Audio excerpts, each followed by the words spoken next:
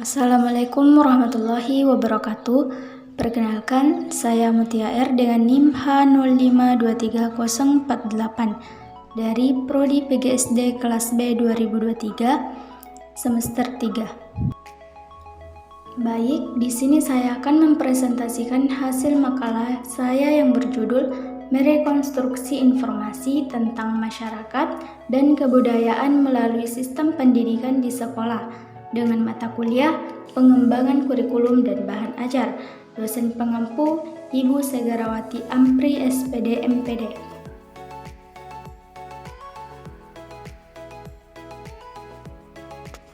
Bagian A, merekonstruksi informasi tentang masyarakat dan kebudayaan melalui sistem pendidikan di sekolah.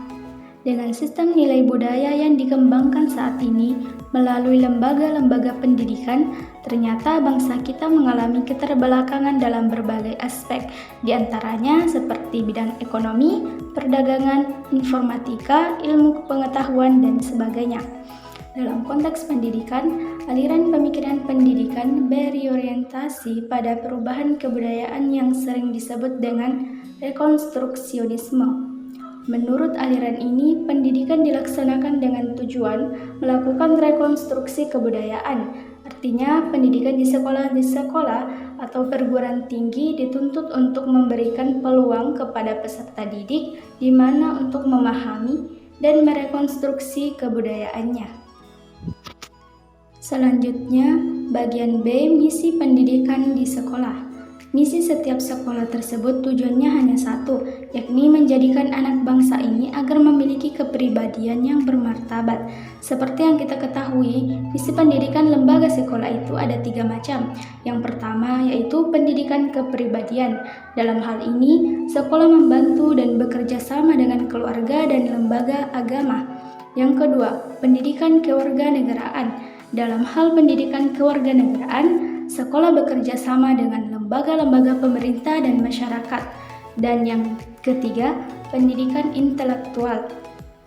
Dalam hal ini, pendidikan intelektual sekolah melakukan sendiri meskipun memperoleh bantuan dari lembaga lain.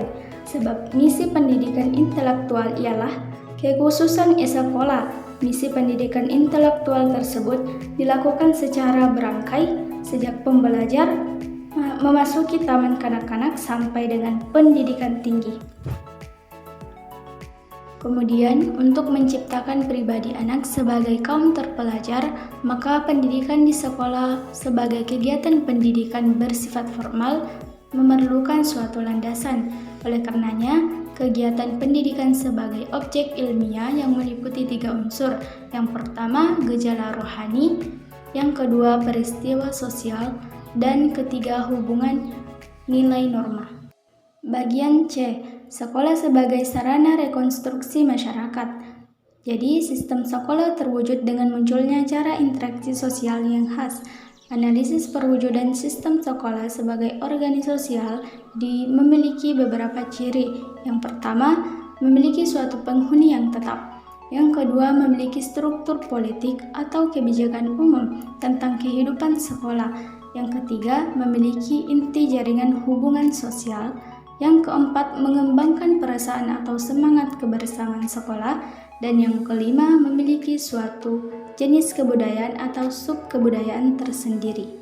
Selanjutnya, sekolah merekonstruksi berbagai tata nilai yang telah ada dalam masyarakat, yang oleh Malinowski disebutkan sebagai upaya mengembangkan kebudayaan, di mana ada 7 sistem nilai atau kebudayaan yang secara universal dikembangkan, diantaranya seperti bahasa, sistem teknologi, sistem mata pencarian hidup dan ekonomi, organisasional, sistem pengetahuan, religi, serta kesenian.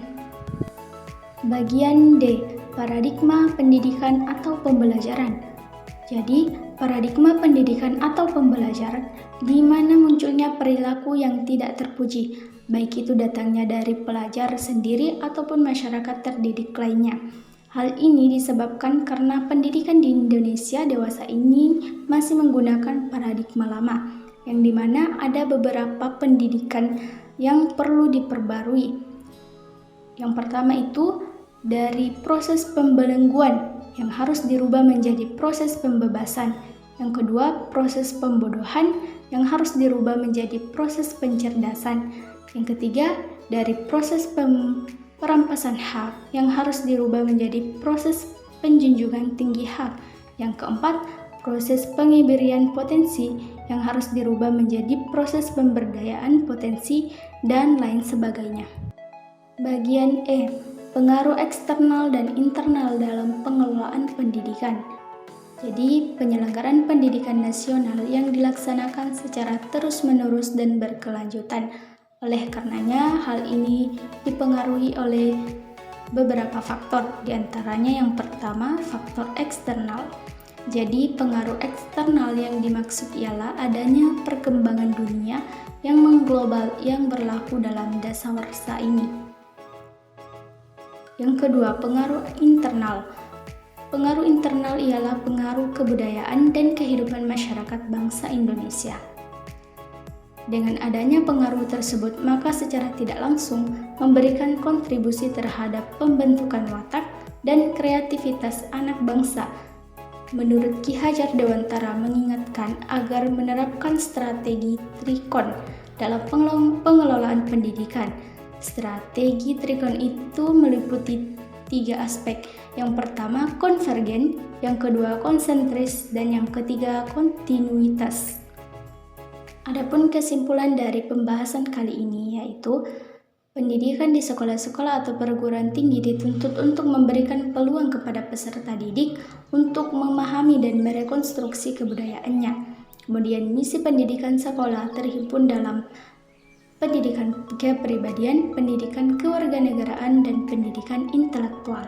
Kemudian sekolah sebagai lembaga pendidikan yang berada di tengah-tengah masyarakat hanya akan berhasil bila ada kerjasama dan dukungan yang penuh dengan pengertian dari masyarakat dan keluarga.